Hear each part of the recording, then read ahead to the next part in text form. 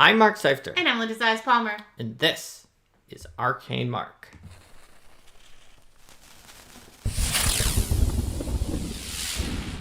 Hello! Hello everybody, welcome to Arcane Mark. Today we are going to be doing a workshop. We're going to be building a hazard. This hazard could be a trap, which is one of the iconic categories of hazard, or it could be an environmental hazard, or it could be a haunt. Yes, where traps are usually built by someone. Environmental hazards could be like an avalanche or mold spores or something that's just around. And a haunt is some kind of supernatural thing, usually an echo of the emotions or spirit of something traumatic that happened before. So, just like for any of our live workshop episodes, we would like you to come up with concepts at the beginning of the episode and put those right in chat. We'll vote for a concept, we'll vote for level and other aspects of this hazard. We'll build it live in chat so you can see. We're going to use the Pathfinder 2e hazard creation rules, which will wind up in the end with a perfectly legal Pathfinder 2e hazard. But many of these hazards that we create are pretty easy to take the concept and idea and just massage the mechanics a little and bring it into your favorite TTRPG that is not Pathfinder 2e if you want. Mm-hmm.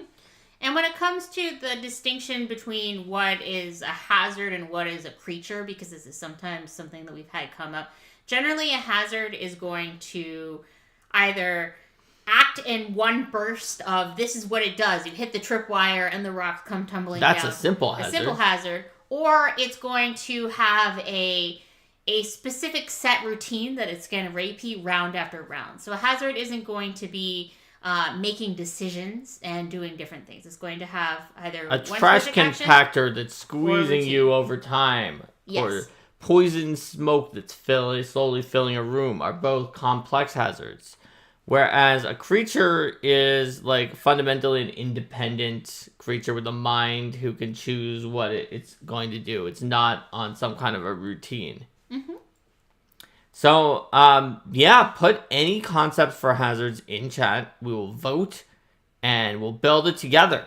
Whatever hazard people come up with, we'll take a vote about different aspects of the hazard. We'll write it in there and we'll end this episode with a brand new hazard. Mm-hmm. If I recall correctly, when we did our underwater hazards episode, we created like a haunted pirate ship. Yeah. For example. Now, a concept can be as simple as just a very vague description, or it can be more specific as well. Oh, so we have two concepts here.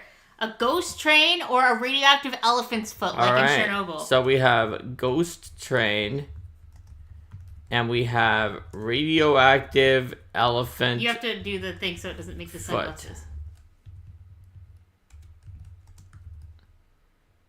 That's right. So, we have two ideas here. Mm-hmm. Ghost train and radioactive elephant foot. I think scroll down. I think I just saw another one. Oh, did we get another one? Yes, we did. A trap that seals you in a room that fills with water. Classic. Yes, that is a classic for a reason. So, that is water. I don't know specifically what the elephant's foot was made of, but I remember seeing images of like this extremely radioactive blob. Rickety dam. All right, so we have 4 ideas so far here in chat. We could definitely hold a vote for those. If anybody else has other ideas, let me know. Oh, we've got it. Laser shark trap.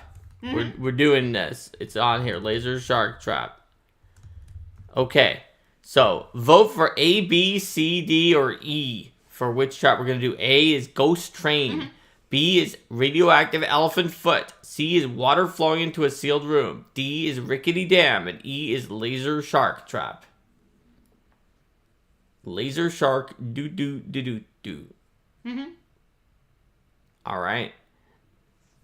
So just put any of those letters here in chat and we will take the votes. We'll take the most popular hazard and we're going to turn that into an actual real hazard.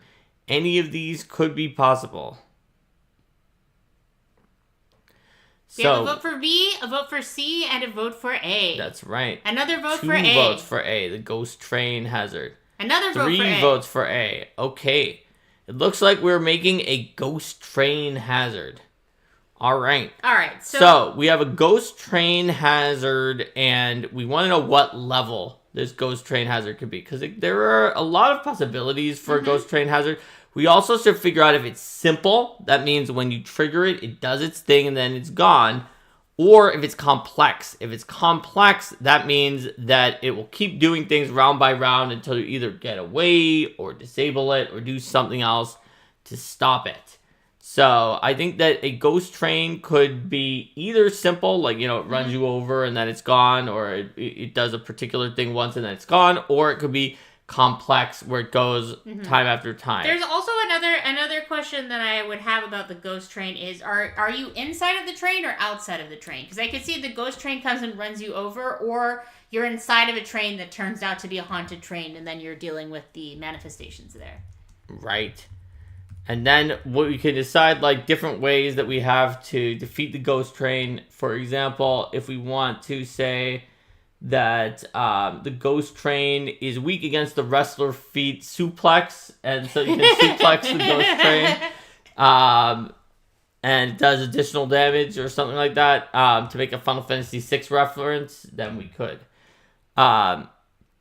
So let's take a look at what people in chat think. Put any number for its level and then say simple or complex. So for instance, if you think it should be a simple one-off hazard that's level 10, you could say simple 10.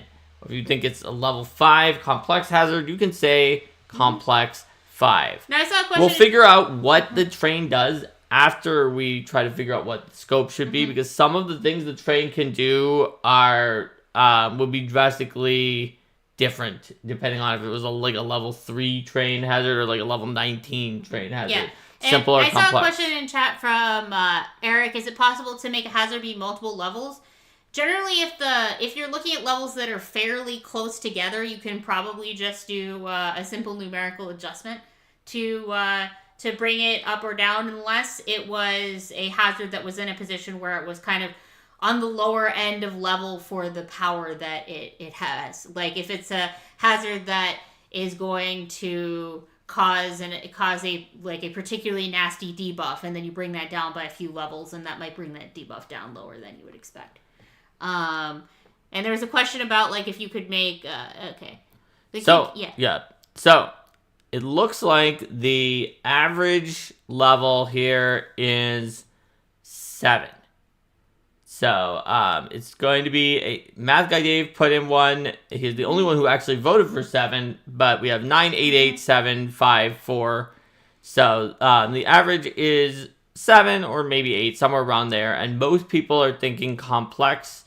There's one vote for simple and one vote. Tony is saying that could do some simple things to you for a while, and then eventually you have to deal with it as a complex. If you were to do it as a multi-encounter thing, so there's a question in chat that says if it was level 3, level 7, and level 11 as a multiple encounter complex.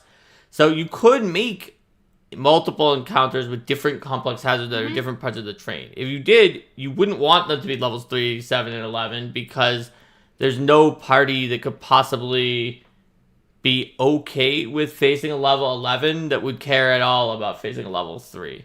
Because they're too far away from each other. You could make a multi-encounter complex, for example, where you had a 6 and a 7 and an 8. Or very close levels, if then the idea was that the 6 would be more of here's a taste of what's going on here, and the 8 was going to be a real doozy to deal with. Math Guy Dave knew we were going to go for some kind of a median, and so picked 7 and in at the end so he could feel like he was the decider.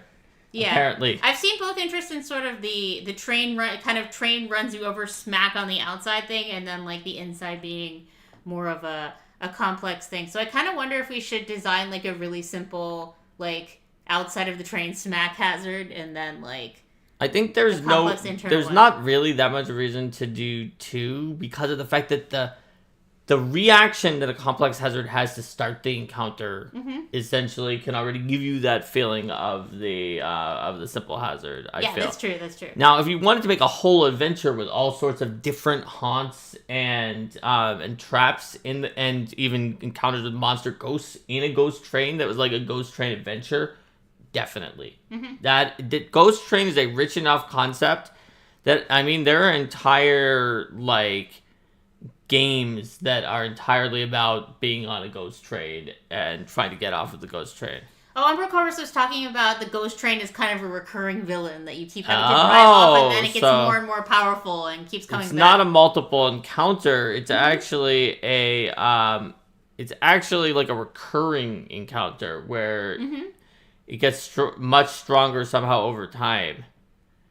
So like the idea is that you were able to fend it off for now by partially banishing the train, but you can't actually put the spirit of the train to rest. Well, you could have a campaign like that where like the train sends off some of its ghosts at you first, and then later on you deal with the train somewhat, and then on the third time you have to go to the heart of the train or something like that.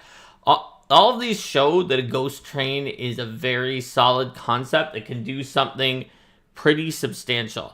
So we're going to create one level 7 ghost train complex hazard that could be used in a lot of these different scenarios. Yeah. So I think that we should probably figure out, are we inside of the train or outside of the train? I think that's a good idea. So are we outside of the train and the train is like coming after us, possibly running us down, shooting wheels at us, shooting out smoke that's poisonous and other things while we're running away from the train and dealing with it on the outside? Or are we inside the train and the train is hitting us with like gears and things on the inside? Are we getting smacked by luggage and seats? Are we getting... So vote for outside or inside, and vote for whether or not we are dealing with the physicality of the train or mostly haunts if we are in the inside. If we're on the outside, I think obviously the physicality of the train matters, whereas on the inside it's possible that it's mostly about haunts and other ghostly things that are in the train as well, rather than like the physical traps that are in the train. All right. So a lot of people are saying you start outside, but then you eventually have to wind up inside. So there's two ways we can do that. One of them is you start outside and the reaction that the train has pulls you in. Yoinking you in. And that it tries to get you in. And the other one is that you're outside and it's very dangerous. And one of the things you do is you disable like a way to open into the train, and you have to go inside to defeat it. I think the second one sounds like more like what people are looking for in chat. So let's do that, where it starts outside, but then you can like use thievery or like engineering lore or something to pop open a hatch and go inside and deal with like the controls that are inside, and there's some different situations. So that's like sort of an interesting disable condition where you have to open a hatch first before you can get to the control mechanism. That's right. So here we go. We've got Phantom Train Complex 7. So it's a complex 7th level trap. And it's probably gonna, even though it's haunted, it's not a haunt because there is a physical train that is coming after you. So I feel like when it comes to the whole stealth versus disable, I think that trains don't strike me as the stealthiest thing in the world. Yeah, no. It's a train. It's good. You're gonna hear it coming. And it's probably not incredibly hard to disable, so it may be that it's just very dangerous. Because usually a hazard either is hard to detect, hard to disable, or very dangerous. So I would say, let's say it's very dangerous on the outside to fight against the train. And therefore it's actually not that hard to either detect it or to disable it. Sounds good. Another thing you can do is just make it require lots of attempts to disable it and not be very hard. So anyway, this is a train. So it's going to be initiative is going to be stealth plus we'll say it's not very stealthy. It's a train, maybe plus 13. Oh wait, yeah, because these are DC 23. So yep, stealth plus 13. That's at the high end of low. So it does actually sneak. It does actually sneak up on you. Yeah, I mean it's a phantom train. Yeah. It's not like completely obvious. Yeah, completely physical. You do have phantom before the word train. That's here. true. All right. And then for disable, then we could use the high, but not the extreme for that, because usually it has one thing that's extreme. We're gonna make it be its danger level. So that's gonna be disable is DC 27 thievery or DC 25 engineering / train lore. To open the hatch would be how you start. Yeah, basically it's going to be 2 successes to open the hatch. And then DC... Do you have to physically get into the train after that? Yes. And it may be hard because the train's moving quickly. I would say since the train is coming after you, it's probably like not that hard. Otherwise, getting up to it to do the thievery would also be hard. Oh, yeah, that's true. That might be a little much. So then once you open the hatch, you guess you can go inside to take less damage. That's right. So, it's going to be like DC 29 thievery. Is crafting going to come into play? Once you're on the inside? Or let's say DC 30 thievery or DC 27 crafting or DC 25 engineering or train lore. If you have train lore, you should be ready for this. 2 successes inside to or actually we'll say 3 successes inside to disable train completely. And then so therefore if you want a combination of thievery and crafting, unless you have engineering or train lore to defeat this train. So in that case, then it probably deals more damage to you while you're outside, and then once you've made those successes, people can spend an action to get into the train where they take less damage. Yes, I think that was the expectation here. So then the defenses, so on the outside, it's probably like very well defended because it's a train. It's moving fast. It's got heavy armor, so probably like AC 28 or outside of train is AC 28 and then it strikes me as something much more fortitudinous than reflexy. Hardness 15 and HP 60. Pretty standard. Inside of train, I mean 28 is pretty high. It is only AC 22, hardness 15, HP 30, maybe hardness 10. So it's a little weaker on the inside. And it's a lot weaker on the inside. When you break it, if you break from the inside, do you destroy it entirely? Are those... And there's like 3 pieces on the inside. Oh, yeah, that makes sense. Because those are the same ones that you're making your things against. And then fortitude, absolutely. Fortitude would be plus 18, reflex plus 12. So then in the successes on the inside is able to train completely. We should note that like breaking one of those pieces also would handle one of the checks on the inside. I will note that later on actions because it's gonna have 3 actions and you're gonna lose. It's gonna lose one for each of the interior pieces that are broken. So weakness, 10, suplex.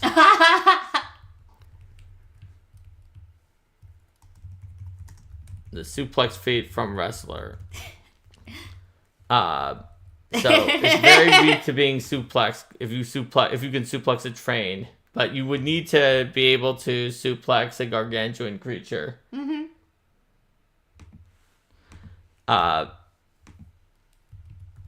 Train is gargantuan.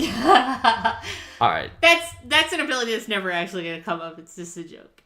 It's a 4th level feat, so somebody eventually is going to bring a wrestler and suplex the train, and then it's going to have weakness 10. To being now I'm imagining a character that's like, I am the hunter of the ghost train. I followed across the plains, tracking rumors of where my name is Sabin, and I am a suplexing ghost train hunter. Alright, so we don't have a will because we're not that kind of... Next after that is going to be our offense.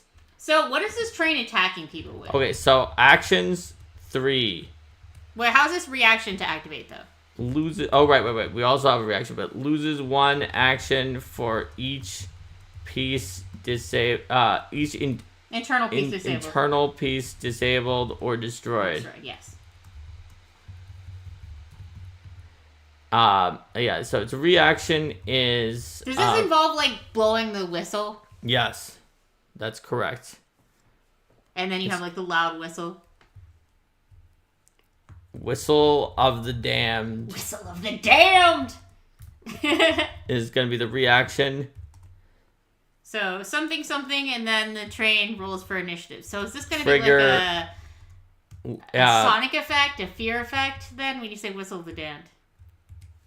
A living creature comes within 120 feet of the phantom train. Because it's supposed to carry the souls of the damned. But a living creature came here. Effect: the phantom train howls with a mournful whistle. Living creatures within 120 feet must attempt a will save. I think that, well, go ahead and put the number in first. Let's see. A DC 29 will save with the following effects. That's an extreme DC, because this thing has some extremeness in its DCs. Critical success, unaffected, success, frightened 1, failure, frightened 2, critical failure, frightened 4. So the fact that the trigger range and the radius are the same means it's only ever going to be able to hit one creature. I think that it would be better if the trigger range was shorter, so that there are creatures who. That's a good point. Well, say it's within 500 feet, you should be able to hear the whistle really far. Yeah. That's a good point. And so, let's check what chat's saying. Let's see if chat has some other ideas on there. People are saying the trains are not that easy to detect in real life because they're so fast. All right, so actions 3, and yeah, people have mentioned a wheel attack. So yeah, it's gonna do. So its routine is 3 actions. So first, it does its wheel attack. First, it does its wheel attack. The phantom train moves 120 feet. Is this kind of like a trample type thing? Through as many living creatures as possible. And yes, it's exactly like a trample thing. It makes a wheel unarmed, or it makes a wheel strike against all creatures whose space it enters. And then you gotta mention map. Without applying multiple attack penalty. What if you're inside of the train? Can you be hit by the wheel? Presumably not. Then. Creatures on the interior are unaffected. Sounds good. So then we just need a... Second. So you said... No, it's got 3 actions. Okay, so its routine is that it's doing that. It's going to shoot out smoke. And yeah, the train of the damned, so ghosts. Yes. Those are the 3 things it does. So smoke. The phantom train belches smoke, causing belches smoke in a 120-foot emanation. Everything is concealed by the smoke, and the smoke is poisonous.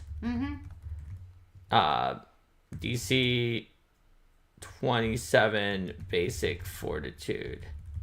We'll figure out the damage. And then ghosts, souls of the damned, swarm all creatures within 120 feet of the train. All living creatures. Yes. within 120 feet of the train. DC 27 basic will. Well, and is this going to be void damage? And, or actually, maybe it's basic reflex because you're trying to avoid the ghost. Yeah, that works. And so that's going to be poison damage and then void damage from and the wheel ghost. strike is probably going to be... Wheel strike is going to be like bludgeoning. Probably? Yeah, I think it's bludgeoning. So, wheel, and the wheel is going to be at a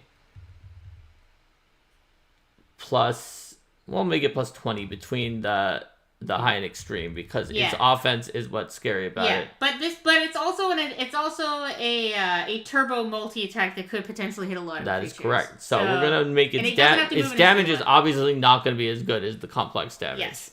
So it's gonna do 1d10 plus 5, which is like about half of the damage, because and then the smoke is going to do let's see. So that does 1d10 plus 5, which is about half of the damage. We'll do 2d6 poison damage. And then we'll do an additional 2d6 void damage.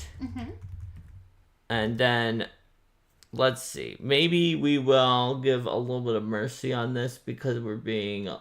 massive areas? Well... I guess we picked a value between the high and the extreme for the DCs, so we didn't go too wild on it, unlike the Whistle of the Damned. But people are likely to be debuffed by the Whistle of the Damned. Yes. So, creatures on the interior unaffected by the wheel. Are they affected by the smoke? I think they're unaffected because it's being shot out the top of the stack. Yes, but they would be affected by the ghost. Creatures on the interior are affected. Are affected. What if the ghosts were DC 27 basic reflex or lower reflex if you were outside, but it's harder to make the save if you're inside because the ghosts are more that makes closely sense. together. DC 29. Or I was even thinking 25, 27 if we were one of these basic reflex on the inside, and then we'll make it 25 on the outside, so that the outside is not quite as obscene. So the outside isn't always the worst about everything. The damage is really quite not a problem at level 7 on the inside. Absolutely. Anyway. So then the idea is that when you're disabling it, one action for each internal piece. So if you can identify what's going on, then you can choose which of these things you want to get rid of first. That's correct. Let's see if chat has any other thoughts on also, this. It'd be one more thing. Lose one action for each internal piece. Disable the sword. Ghosts attack the interior even without spending an action. In other words, you can never stop being attacked by ghosts on the interior until the train is entirely disarmed. Sounds good. So that way, even if you disable the ghost, you can't be like, now the inside is safe for everybody. Safe. It's still not that dangerous because it only does 7 damage. All right. So, we've got everything that's in here that people were talking about. We had poison damage, but for the steam, but there was a suggestion that it could be fire damage. Oh, there is a suggestion for fire damage. I could see potentially fire damage as well. I think poison damage also works because theoretically it wouldn't be harming the ghosts because of the fact that they are like undead and immune to the poison. But whereas fire, like in the fantasy of all these ghosts being there, I think it would burn the ghosts with it, but is also a good idea just overall. If you wanted to do a campaign against the train, you would want to have fire, and being on the interior, maybe if we want to make it even more complicated, would have like a second thing where it's hot because of the inside of the train. And so like you have to make a fortitude against a fortitude against the heat of being inside the train or something like that. And like the engine is releasing heat, and there's all kinds of things from the engine, combustion from the coal and things like that. And there was a mention of something that like we could possibly tie someone to ghostly train tracks and things like that. I think that would wind up being already this creature is. Or this hazard. This hazard is fairly creaturey in the number of different things that it's doing, but it is doing basic routines. But I think if you had like a phantom train monster, having a tie to tracks type ability would absolutely make sense. Also, just in a campaign, there could be you could think about a religion that is sort of superstitious of the phantom train and doesn't realize it's just sort of a psychopomp train that's trying to bring the souls of the dead over to the afterlife, and it doesn't like living creatures getting nearby, and instead the cult of the train ties people to the tracks to try to prevent it from attacking them. It doesn't realize that's just causing the train to attack the people who are on the tracks anyway. But it's like, if we attack these people that we put as a sacrifice, then it won't attack us. To the phantom train. It won't take our loved ones to the afterlife because you've taken this sacrifice. And that could be like a plot point where the PCs have to figure out, hey, this is not stopping the train. And it could be like if you were going to do something longer with this too, that like you get into the train and sure you've disabled the train itself, but then now you have to deal with the encounters that are inside of the train. Yes, that might only just stop the engine, but maybe there are more ghosts and creatures in there. Still, and you have to like try to figure out what's really going on. It's possible the train will start back up again while you're in it, and then you have to worry about, is it taking you to the afterlife? Yeah. And can some of the other creatures aboard the train get it to restart? That's right. So, yeah, I think that we managed to create the Phantom Train, this complex hazard. Let's put it in our the Discord. We can put it, so if you want to see the write-up for this, just go to tiny.cc/arcanemark. That's tiny.cc/arcanemark, and it will cause you to join our Discord. And on that Discord, we will always post it in the workshops, in the Arcade Mark category, the workshop channel. And we have just posted Phantom Train in there with it. Even its weakness to suplex is on that thing. So take a look and check it out. And I think we have created the train hazard. Shall we see what folks would like to see for our episode? Yes. So please, if you like what you see, then like and subscribe, hit the bell, join us if you'd like to support us too. Let's see what our next episode will be. So with the caveat that it's possible that we will not be available next Saturday. Well, we're not voting for Saturday anyway, so it doesn't matter. Oh, you're right. Did we talk about that previously though? We didn't. Okay. We might not be available next Saturday. We already told everyone we weren't going to be available last Saturday, but whatever Saturday happens is when we're going to do the how to play or how to get yourself to play new tabletop RPGs, which won on the last vote. I have a plan that might be with family that might be on either this probably Friday, but if the weather is bad on Friday, it might get pushed to Saturday. So. It's also possible that we might do something with them on Saturday as well. So we're now voting for Build a Monster Workshop, just like what we did, but with monsters. Ask Arcane Mark, where you AMA or AUA for questions on saving your game.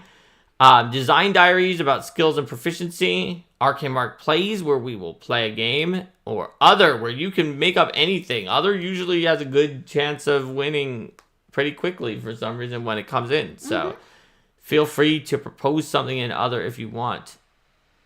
We already did an episode of Blades in the Dark. Math Guy Dave suggests quick look at the new Blades in the Dark updated. Yeah, I'm not sure what exactly will have changed in that in those updated rules. Is it like a new edition, or is it an errata, or what is it? Let's see. According to this private window, Blades in the Dark update is Blades in the Dark Deep Cuts. It's a new supplement for Blades in the Dark, is what it looks like. I knew there was going to be a supplement. I saw that announced when John Harper announced it, but I didn't know there was going to be an update for the original. I think they mean the expansion. So is the expansion just announced, or is it out, or what's the deal about it? It was announced, and I think it exists. It's a 118-page expansion for Blades in the Dark. So we do not have that expansion for Blades in the Dark, but we will keep that in mind. Yeah, it just came out this past weekend with additional rules for Blades in the Dark. So yeah, we do not have that, but we will keep that in mind. In general, our we try to look at things that we have and that we've like played with and have experience with, so that we can give first-hand experience rather than sort of armchair game design from us having read it, even though we are professional game designers, so our armchair game design is like relatively informed. But there's often things that you can only learn from that. But yeah, that could totally be a down the road idea, so. Especially if we pick that up. If we pick it up and apply it to our own Blades in the Dark games, then we can let you know in the future. But yeah, we were able to do one quickly to Cosmere because we quickly got together a playtest group and we ran everything that was in there through its paces. But generally, it might take a little while to. But it's good to know that that's there. I had no idea. It totally is. I knew that it was coming out, but I didn't know when because I didn't keep a careful check of the timing on it. So I think for now that's a down the road idea, which means we have one. We have one vote for Design Diaries, skills and proficiencies. Surely anyone else can vote because your vote will literally make it a tie. Indeed. If you vote for anything else, or Rohit can win just from being the only person who voted. All right, so build a monster. Eric Teixeira is voting for build a monster and wants to do like a chupacabra or other fake creature. So that would be a vote for number 1. So we have one vote for one vote for 3, and technically a vote for 5. Blades in the Dark updated rule or expansion, but we can't do that one yet. All right, so there's a tie right now. So if 1 and 3. If any third person wants to vote for either a build a monster or for a design diary on skills and proficiencies, your vote could make the difference. And you know what? Get out there and vote for one of these 5 episodes. It will maybe be the most important vote that you make today if you are not in the United States. All right, math dice will up to 3. All right, there we go. I thought we agreed we weren't going to talk about the election. Yeah, I know, but we had so much about voting, so that's all I said. Mark failed his will save. I knew he failed his will save. That's okay. I didn't talk about it. I just said it's the most important. Might be the most important vote you make today if you're not in the United States. So heavily implied it. It heavily implied it. It wasn't talking about it though. See what I have to deal with, chat. See what I have to deal with. All this right. guy. There you go. So now we have 2 votes for 3. So we are going to do design diaries, skills and proficiencies. All right. Well, take care, everyone, and we will see you next time. If that is on Saturday, then it'll be for the episode we talked about before about trying new games, and if it is on Tuesday, then that will be the episode that we just voted for now: design diaries, skills and proficiencies. Take care, everyone. Bye. Bye.